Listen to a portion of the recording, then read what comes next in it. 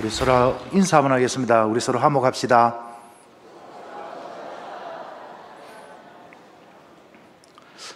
여러분, 제가 요즘은 주제의 설교를 하고 있는데 혹시 어떤 주제로 설교하시는지 아시겠습니까? 잘 알아야 제가 명설교가인데 잘 모르면 그죠? 제가 부족한 게 많을 것 같습니다.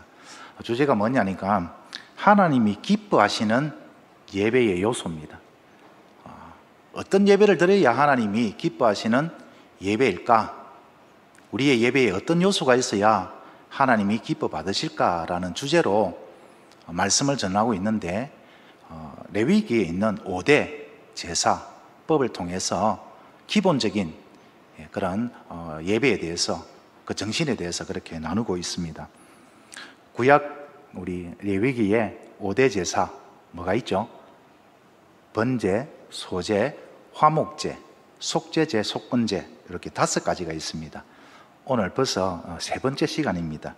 우리의 예배가 하나님이 기뻐 받으시는 온전한 예배가 되려면 반드시 갖추어야 할 예배의 요소가 무엇인가 우리 함께 또 살펴보도록 하겠습니다. 이런 말이 있습니다. 인생 성공 비결은 예배다. 들어보셨습니까? 잘 못 들어보셨습니다. 맞을 겁니다. 네. 인생 성공 비결은 예배다. 제가 한 말입니다. 네.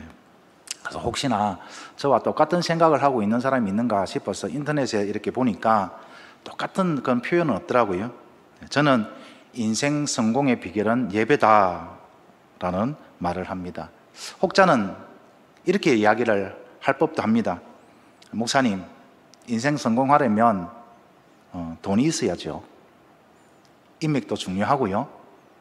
학벌도 무시 못합니다. 물론 그러한 것들이 인생에 도움은 됩니다. 하지만 돈이 많다고, 인맥이 넓다고, 학벌이 좋다고 인생이 반드시 성공하는 건 아닙니다. 다시 강조합니다.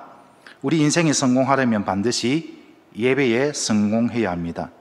사람의 눈에는 아무리 성공적인 인생으로 보일지라도 예배에 실패하면 그건 실패한 인생입니다. 예배에 성공하면 인생도 성공합니다. 예배가 우리 인생의 승패를 결정짓습니다. 돈이, 인맥이, 학벌이 우리의 인생의 성공과 실패를 좌우하는 게 아니라 예배가 우리 인생의 성공과 실패를 좌우합니다. 왜 그럴까요? 왜 예배가 우리 인생의 성공과 실패를 좌우하는 걸까요?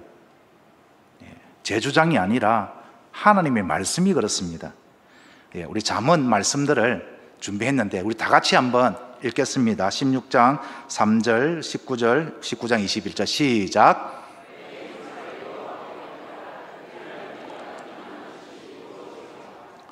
(16장 9절) 사람이 마음으로 자기의 계획을 계획할지라도 그의 걸음을 인도하시는 이는 여호와이시니라. 19장 21절 사람의 마음에는 많은 계획이 있어도 오직 여호와의 뜻만이 완전히 서리라. 너무나도 잘 아는 말씀입니다. 우리 각자의 마음속에 인생의 여러 가지 계획들이 있습니다. 그렇죠? 그런데 그러한 아무리 좋은 계획도 하나님께 맡기지 않으면, 하나님이 인도하시지 않으면, 하나님의 뜻이 아니면 절대 이루어지지 않습니다. 따라서 하나님께 맡기는 믿음이 중요하고 하나님의 인도하심이 있어야 하고 하나님의 뜻이 무엇인지 분별하여 그 뜻에 순종해야 거기에 성공이 있는 것입니다. 이런 의미에서 예배가 중요하다라는 것입니다.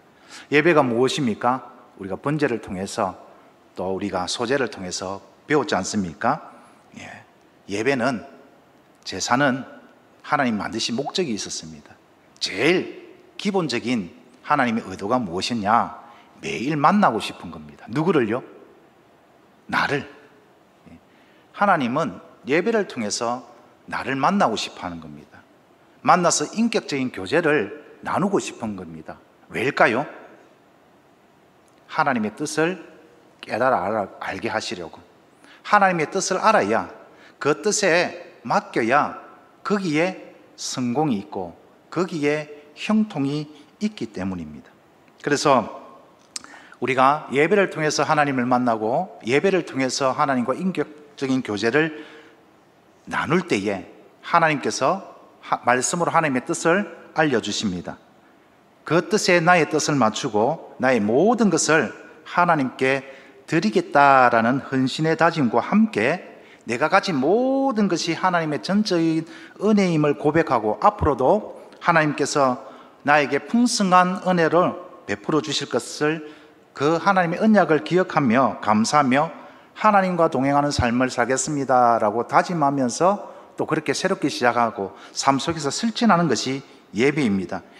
이런 예배가 우리의 삶 속에서 이루어질 때 우리의 삶이 성공적인 삶이 될 수가 있는 것입니다. 성경에는 이렇게 예배의 삶을 통하여서 인생의 그런 성공을 맛보고 누렸던 훌륭한 인물들이 아주 많이 소개되어 있습니다.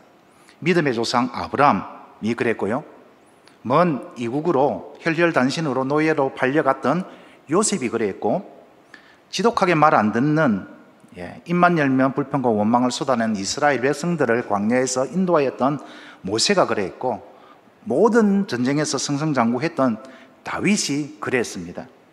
밤새도록 일일이 열거 다 하지 못할 만큼 예배를 통해서 하나님과 교제함으로써 성공적인 인생을 경험하고 누렸던 사람들이 많은데요, 이들이 어떻게 그렇게 성공적인 형통한 삶을 누릴 수 있었던가, 그 비결이 무엇인가 가만히 성경을 들여다보니까 예배에 있었습니다. 아브라함은 어디를 가든지 제일 먼저 하나님께 제단을 쌓았죠. 요셉은 여호와와 함께 하심으로 형통할 수 있었고, 모세는 친구와 이야기하듯 하나님과 대면했습니다. 그리고 다윗 역시 여호와 하나님이 함께 하심으로 모든 전쟁에서 승리할 수 있었습니다. 이분들의 인생이 형통할 수 있었던 비결은 돈, 인맥, 학벌과 같은 데 있지 않고 오직 여호와 하나님께 있었습니다. 그렇습니다. 여호와 하나님이 함께 하심으로 아브라함도 요셉도 모세도 다윗도 다른 모든 믿음의 대가들도 성공적인 형통의 삶을 살 수가 있었습니다. 여호와 하나님이 함께 하심으로 연약했던 믿음이 강해졌고, 여호와 하나님이 함께 하심으로 어디를 가든지 형통했습니다. 여호와 하나님이 함께 하심으로 무슨 말입니까? 바로 예배입니다. 예배는 다시 말해서 하나님을 만나고 하나님과 인격적인 교제를 나누는 시간입니다. 예배를 통해 하나님을 만나고 예배를 통해 하나님과 인격적인 교제를 나눌 때에 놀라운 일이 일어납니다. 오늘도 아마 경험하신 분이 있을 것 같은데요, 우리 각자의 인생에 대한 하나님의 선하시고 기뻐하시고 온전한 뜻을 하나님은 예배를 통하여서 말씀해 주십니다. 그런 깨달음을 우리가 경험하게 될 때 우리의 마음속에 믿음의 결단이 일어나죠. 내가 오늘은, 이번 주는 하나님의 말씀대로 한번 살아보겠다. 그렇게 그 뜻에 따라 순종을 하며 살아갈 때에 하나님께서 역사하십니다. 우리의 인생의 모든 문제를 해결해 주시는 것입니다. 우리는 광야 같은 인생길을 살아갑니다. 필연적으로 만나는 것들이 있는데 나의 지혜와 능력과 나의 가진 그 무엇으로도 절대 해결할 수 없는 인생의 난제를 만나게 될 때가 있지요. 이럴 때 어떤 사람은 낙심하고 절망합니다. 심지어 인생을 포기하기도 하죠. 하지만 여호와 하나님이 함께 하시는 사람은 결코 낙심하거나 절망하지 않습니다. 예배를 통해 여호와 하나님을 만나고 예배를 통해 하나님의 선하시고 기뻐하신 뜻이 무엇인지 분별하고 또한 하나님의 선하심과 인자하심을 경험하는 사람은 결코 흔들리지가 않습니다. 그 어떤 어려움에도, 그 어떤 고통 속에서도 흔들리지 않는 굳건한 힘을 가지는데, 그 힘이 예배를 통해서 하나님께서 주시는 것입니다. 그래서 저는 주장합니다. 예배에 성공하는 사람, 바로 그 사람이 하나님의 선하심과 인자하심을 경험하며 인생의 성공을 맛보고 누리게 된다라는 것입니다. 사랑하는 성도 여러분, 이것이 바로 하나님께서 제사제도 즉 예배를 만드신 이유이자 목적입니다. 형통한 인생이 되라고, 여호와 하나님과 동행하라고 제사제도와 예배를 만드신 것입니다. 이 말씀을 믿음으로 받으시고 우리 모두 하나님이 기뻐하시는 온전한 예배자가 되기를 주님의 이름으로 축원합니다. 우리의 모든 삶이 주 안에서 성공하고 형통하기를 주님의 이름으로 축원합니다. 자, 그렇다면 우리의 예배가 하나님이 기뻐하시는 온전한 예배가 되기 위해서 반드시 갖추어야 할 요소, 다시 한번 복습해 보겠습니다. 번제는 무엇이었습니까? 가죽을 제외한 모든 것을 하나님께 불태워 드리는 화제였습니다. 그 의미는 전적인 헌신을 말합니다. 나의 모든 것을 하나님께 드리겠다라는 그런 헌신의 다짐이 예배 가운데 있어야 됩니다. 오늘 일부 예배 가운데 그런 헌신의 다짐이 있었습니까? 아, 그래, 맞아. 내가 기도하면 하나님께서 내가 생각하지도 못했던 것까지 하나님께서 주신다고 약속하셨으니 내가 온전히 기도에 한번 전념해 보겠다라는 그런 다짐이 있었죠. 그런 다짐이 있어야 온전한 예배가 된다라는 것입니다.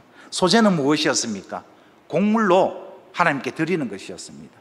고운 가루를 가지고 음식을 만들어서 하나님께 드리는데 일부는 하나님께 온전히 드리고 나머지는 제사장의 몫이었습니다. 이것은 무엇을 의미한 것이었습니까? 그렇습니다. 하나님, 이 모든 것이 하나님이 주신 전적인 은혜입니다. 그래서 감사하는 마음으로 드리는 것입니다. 그러면서 언약의 소금을 치죠.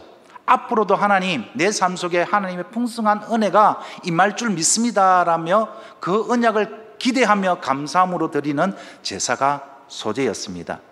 오늘 기쁜 마음으로 감사함으로 다 이 자리에 나왔죠. 하나님, 또 주일을 주셔서 너무 감사합니다. 왜 주일이 이렇게 먼지요? 그런 마음으로 오셨지 않습니까? 예. 그런 감사하는 마음으로 와야 그 예배가 온전한 예배고, 그런 마음이 하나님이 기뻐 받으시는 온전한 예배의 마음이다라는 것입니다. 그런 삶을 살아가는 자에게 하나님은 성공을 주십니다. 형통의 복을 주십니다. 오늘은 세 번째로 화목제입니다.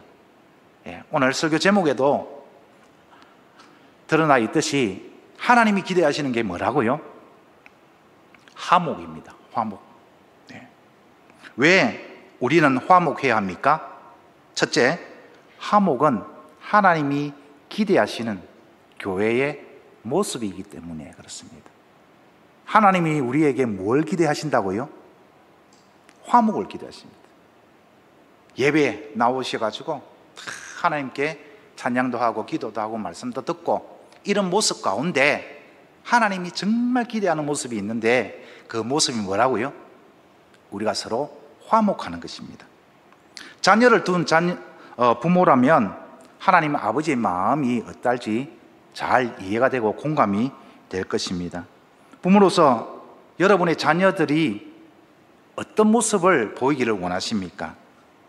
자녀들을 볼 때에 어떨 때 마음이 뿌듯하고 행복하던가요?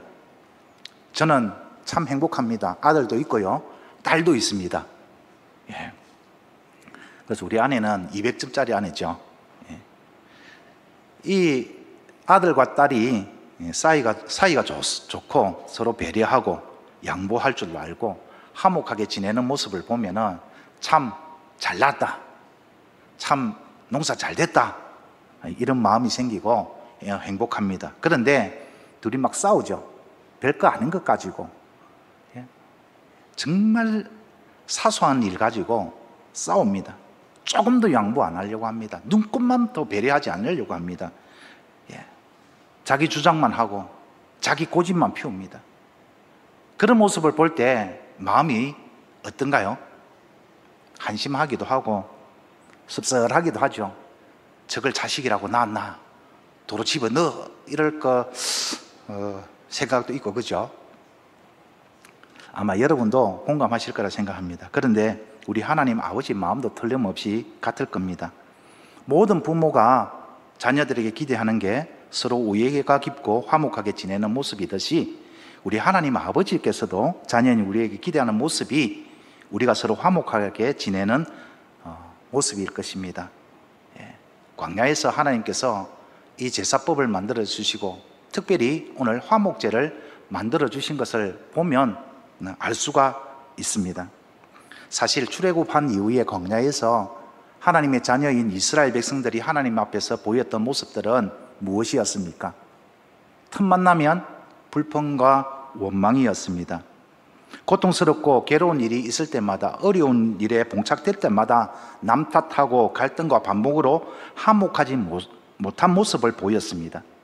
그런 모습을 늘 지켜보신 하나님 아버지의 마음이 어땠을까요?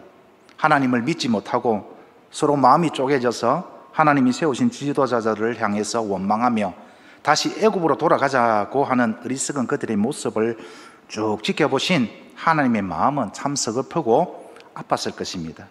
그래서 하나님은 광야에서 앞으로도 그들이 겪게 될 어려움과 괴로움을 이겨내고 무엇보다도 약속의 땅, 가나안 땅을 정복하려면 제일 먼저 하나님의 도우심과 인도하심을 구해야 하고, 또한 서로가 하나가 되어서 힘을 합해야 하나님의 뜻을 이룰 수 있기에 광야에서, 광야는 뭐든지 부족한 것입니다. 그 광야에서 가장 먼저 주신 말씀이 성막을 짓게 하시고 하나님과 교제하는 예배법을 주시고, 오늘은 특별히 화목제에 관하여서 그렇게 말씀을 주시는 것입니다. 무엇이겠습니까? 어려울 때일수록, 힘들고 고통스러울 때일수록 서로 화목하라. 하나가 되어 한 마음으로 같은 믿음으로 하나님께 나와 간절히 도움을 구하면 샬롬, 하나님께서 샬롬을 주시겠다. 이것이 하나님의 마음이고 약속이지 않습니까? 그러한 하나님의 마음이 고스란히 오늘 화목제에 그렇게 녹아져 있는데요. 특별히 어떤 대목이냐라고 하면은, 오늘 본문은 아니지만 하나님이 화목제에 물을 드려야 할 규례를 어디에도 기록되어 있냐면 7장에도 기록되어 있습니다. 여러분 성경책 가지고 계시면 레위기 7장 보시면 화목제 물을 드리는 규례가 있는데요. 우리 다 같이 한번 읽겠습니다. 15절에서 17절까지 시작.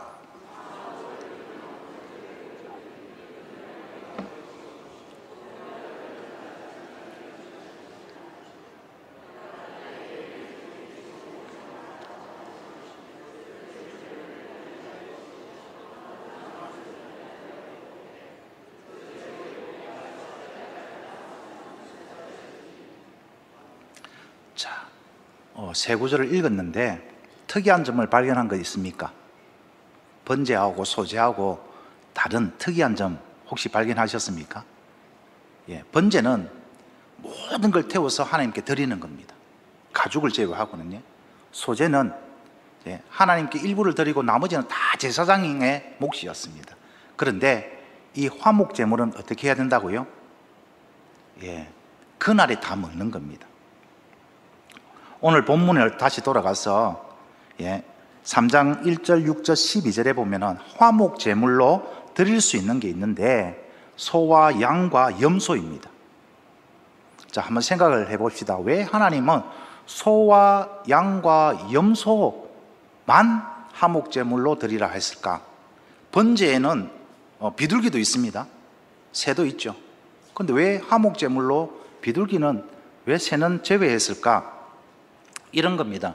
제가 만약에 하나님께 너무 감사할 일이 있어서 염소 한 마리를 화목제물로 드리려고 가져왔습니다. 하나님이 일러주신 그 절차대로 다 이제 제사를 드리고 남은 게 있죠. 그 남은 게 뭡니까? 염소고기입니다. 염소고기. 염소고기 드셔보셨습니까? 염소 불고기 한우보다도 더 비쌀 겁니다. 아마 몸에도 좋고요. 그래서 제사를 다 드리고 남은 게 염소 고기입니다. 한 마리. 자, 그런데 하나님의 말씀에 의하면 언제까지 먹으라고요? 오늘까지 다 먹어야 됩니다.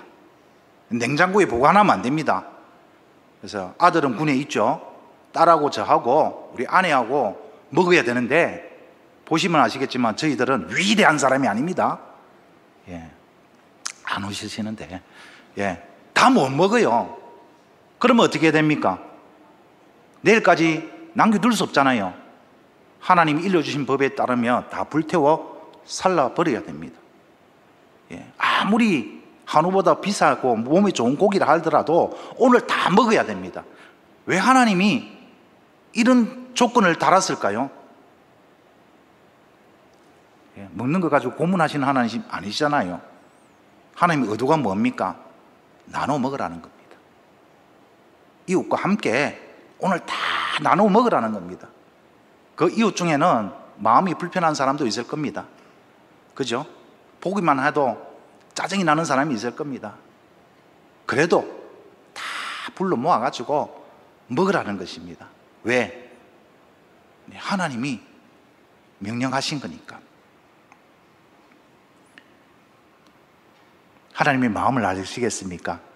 왜 화목제물 가운데 그 규정 가운데 그날에 다 먹으라. 자원하거나 서원한 것은 내일까지 먹어도 좋다. 그러나 3일째까지 먹으면 안 된다. 다 나누어 먹어야 된다. 그리고 새는 안 된다. 왜? 새는 한번 생각해 보십시오. 비둘기를 잡았습니다. 나누어 먹을 게 있습니까? 나무는 먹을 게 없습니다. 닭이면 몰라도. 그러니까 그런 거는 제물로 삼지 말고 나눠 먹을 수 있는 것을 가져와서 사이좋게 그렇게 화목하게 먹으라라는 것입니다. 더더구나 하나님께서 얼마나 관대하시느냐. 오늘 본문 1절과 그 이전에 그 이후에 6절입니다. 보시면은 1절을 보시면은 수컷이나 암컷이나 흠 없는 것도 가능하죠. 6절에도 수컷이나 암컷이나 흠 없는 것이 가능합니다. 번제에서는 흠 없는 수컷만 하나님께 드릴 수가 있었습니다. 그런데 암컷도 괜찮고 수컷도 괜찮습니다. 화목제물은요. 왜? 나눠 먹어야 하니까. 하나님께서 그만큼 규정을 관대하게 해주신 것입니다. 하나님은 이만큼 우리가 화목하게 지내기를 원하는 것입니다. 사랑하는 성도 여러분, 하나님 우리 아버지께서는 우리가 화목하기를 기대하십니다. 미움, 다툼, 시기, 질투, 분쟁으로 갈등으로 불화를 이루는 것이 아니라 모든 일에 겸손하고 온유하고 사랑으로 서로 용납하고 성령 안에서 하나가 되어 화목하게 지내는 모습을 하나님께서 기대하시는 겁니다. 간혹 교회 안에 이렇게 생각하시는 분들이 있어요. 자꾸 모이면서 교제하라고 그러는데 피곤하게 나만 하나님께 잘 예배하고 하면 되지 굳이 모여서 피곤하게 교제해야 하나? 하나님의 아버지의 마음을 잘 모르시기 때문에 그렇습니다. 세상은 그럴 수가 있습니다. 왜냐? 하나님을 믿지 않기 때문에. 특히 하나님의 말씀을 모르니까. 하지만 하나님의 자녀는 그러면 안 됩니다. 신앙생활을 혼자 하는 게 아닙니다. 신앙생활은 함께 하는 것입니다. 에베소서 2장 22절 말씀을 다 같이 읽겠습니다. 시작.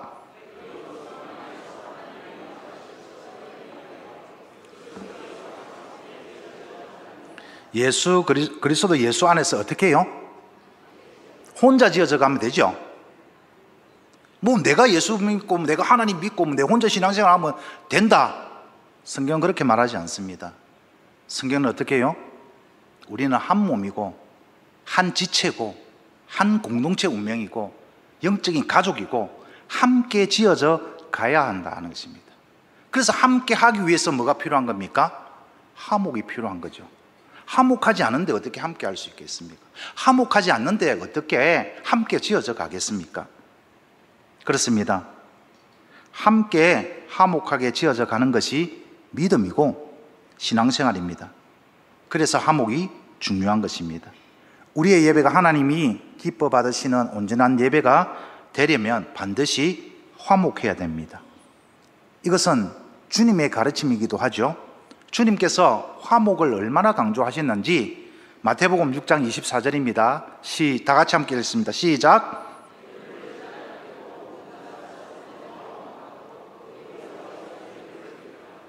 자, 화목이 얼마나 중요한지 아시겠죠? 우리의 예배가 하나님이 기뻐 받으시는 온전한 예배가 되기 위해서는 불화가 있어서는 안 된다는 겁니다. 화목해야 된다라는 것입니다. 그래야 예배가 성공할 수 있고 우리의 인생이 하나님이 주시는 복으로 충만해질 수 있다라는 것입니다. 시간이 좀 되었는데요, 간단하게 하겠습니다. 자, 왜 우리는 화목해야 합니까? 둘째, 화목은 예수 그리스도의 십자가로 이루어진 것이기 때문입니다. 화목은 그냥 이루어진 것이 아닙니다. 화목은 대단한 값을 지불하고 대단한 희생을 치르고 이루어진 것이 화목입니다. 그래서 예수님은 스스로 화목 제물이 되셔서 하나님과 죄인 우리의 관계를 회복시켜 주셨습니다. 자, 로마서 말씀입니다. 3장 25절 시작.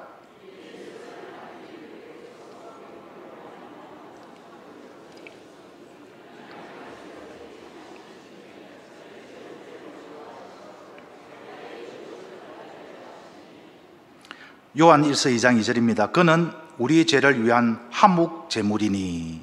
요한일서 4장 10절입니다. 사랑은 여기 있으니 우리가 하나님을 사랑한 것이 아니요 하나님이 우리를 사랑하사 우리 죄를 속하기 위하여 화목 제물로 아들을 보내셨습니다. 예수님이 화목 제물이 되신 것은 첫 번째가 하나님과 원수였던 우리를 화목케 하기 위해서 화목 제물이 되어 주셨습니다. 두 번째는 또 있습니다. 그것은 바로 우리 성도 간의 화목을 위해서 화목 제물이 되어 주셨는데요, 에베소서 2장 14절에서 18절입니다. 그는 우리의 화평이신지라 둘로 하나를 만드사 원수된 것과 곧 중간에 막힌 담을 자기 육체로 하시고 법조문으로 된 계명의 율법을 폐하셨으니 이유는 이 둘로 자기 안에서 한 새 사람을 지어 화평케 하시고 또 십자가로 이 둘을 한 몸으로 하나님과 화목하게 하려 하십니다. 원수된 것을 십자가로 소멸하시고 또 오셔서 먼 데 있는 너희에게 평안을 전하시고 가까운 데 있는 자들에게 평안을 전하셨으니 그 이유는 그로 말미암아 우리 둘이 한 성령 안에서 아버지께 나아감을 얻게 하려 하심이라. 예수님이 십자가를 지신 이유가 뭐라고요? 우리 죄를 사하시기 위해서 속죄 제물도 되셨고 번제 제물도 되셨고 화목을 이루기 위해서 그렇게 해 주신 것입니다. 그래서 나는 다른 사람하고 나는 상관없어. 난 내 혼자 신앙생활을 하겠다. 이것은 예수님의 십자가를 헛되게 하는 것입니다. 예수님의 십자가를 아주 무시하는 거죠. 예수님이 자신을 들여서 바쳐서 이룬 화목인데 내가 그것을 부정하는 것, 그것을 인정하지 않는 것은 있을 수가 없는 것이죠. 마지막 세 번째입니다. 왜 우리는 화목해야 합니까? 셋째, 화목은 우리의 사명입니다. 고린도후서 5장 18절과 19절입니다. 우리 다 같이 한 목소리로 읽겠습니다. 시작.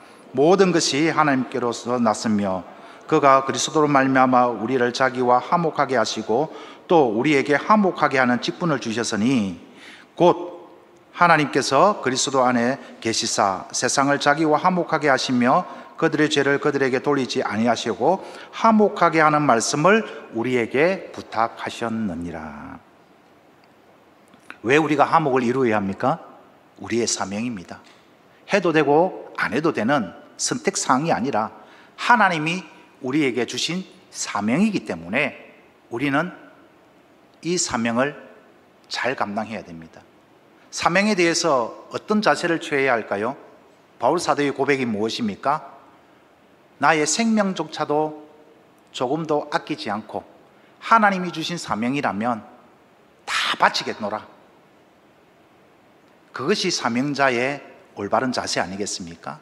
그래서 우리가 화목을 해야 하는 이유가 첫 번째, 하나님 아버지께서 기대하시기 때문에, 두 번째는 예수 그리스도께서 십자가로 이루신 것이고 하나님께서 우리에게 주신 사명이기 때문에 우리는 화목을 이루어야 하는 것입니다.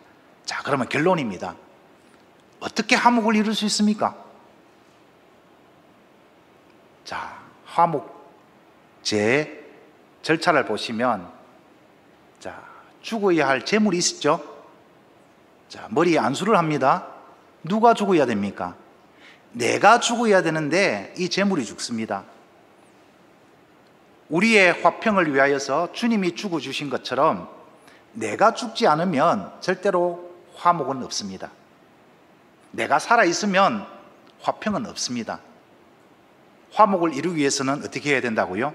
따라합니다. 내가 죽자. 내가 죽어야 됩니다.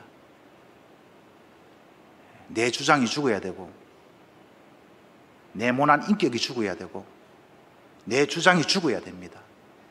거길만이 온전한 화목을 이룰 수 있는 것입니다. 화목을 이루기 위해서 재물이 필요했고, 온전한 화목을 이루시는 예수님께서 당신의 몸을 십자가에 내어주셔서 화목을 이루어 주셨습니다. 한 가지 질문하겠습니다. 여러분 누구의 제자입니까? 여러분 누구의 제자입니까? 저는 부처님의 제자입니다 하는 사람 여기 올 일은 없고, 그죠? 우리는 모두가 예수님의 제자입니다. 그것도 건강한 제자이죠. 그러면 건강한 제자는 열심히 예수님의 뒤를 따라가는 자입니다. 뒤처지면 안 됩니다. 낙오하면 안 됩니다. 건강한 제자는 열심히 예수님과 함께 발맞추어 가는 그 자가 예수님의 제자입니다. 그래서 예수님은 나를 따라오려거든 자기를 부인하고 자기 십자가를 지고 나를 따를 것이라 그렇게 말씀하셨고, 예수님의 건강한 제자는 예수님을 닮아가는 제자 아니겠습니까? 그러면 오늘 우리가 믿음으로 결단해야 될 게 그것입니다. 하나님, 제가 화목을 하는 자 되겠습니다. 예수님처럼 화목을 이루는 자가 되겠습니다. 이 화목을 이루기 위해서 나 자신 죽는 것 이제 힘들어하지 않겠습니다. 괴로워하지 않겠습니다. 힘들 때마다, 어려울 때마다 예수님 십자가 생각하면서 내가 죽겠습니다. 그래서 화목을 이루고, 그래서 하나님의 위로와 하나님의 평강이 내 삶 속에 충만히 임하여서 나도 성경 기록되어 있는 믿음의 조상들처럼 내가 하나님 나라 생명책에 기록될 때에 화평을 이루는 자라는 그 글귀가 쓰여질 수 있도록 하나님 그렇게 한번 노력해 보겠습니다. 이런 결단으로 나아갈 때에 하나님께서 우리의 마음을 기뻐 받아 주실 것입니다. 말씀을 정리하겠습니다. 인생의 성공 비결은 뭐라고요? 예배입니다. 하나님이 기뻐 받으시는 예배가 되기 위해서는 오늘 우리에게 구체적인 믿음의 결단을 도전합니다. 어떻게 하라고요? 화목을 이루는 자가 되라. 그러기 위해서는 예수님처럼 한번 죽어보자 하는 것입니다. 한번 죽어볼 때에 하나님께서 어떤 복을 주시는가? 셀라밈, 화목제입니다. 히브리어로 셀라밈, 이거는 샬롬의 복수형입니다. 저는 이렇게 한번 해석해 봤습니다. 왜 샬롬을 복수형으로 샬롬 샬롬 샬롬이 샬라밈 화목제가 되었는가? 내 모든 삶 순간순간에 하나님께서 무엇을 주신다? 샬롬을 주신다. 히브리인에게 샬롬은 건강, 화평, 이런 말도 있다고 그럽니다. 그런데 이것이 모이면 복수형이 되면 번창, 성공, 형통, 복지, 행복 이런 의미가 된다고 그럽니다. 하나님께서 화목제를 우리에게 말씀해 주시고 또 그렇게 요구하시는 것은 다른 것이 아니라 우리의 삶 속에 하나님의 샬롬, 주님만 주실 수 있는 참 평강을 누리고 세상에 증거하라고 주신 말씀일 것입니다. 어떤 자에게요? 화목을 위하여서 기꺼이 내 자신이 죽을 줄 수 있는 사람, 그 사람이 맛볼 수 있는 하나님의 선하심과 인자심, 하나님의 샬롬이 될 것입니다.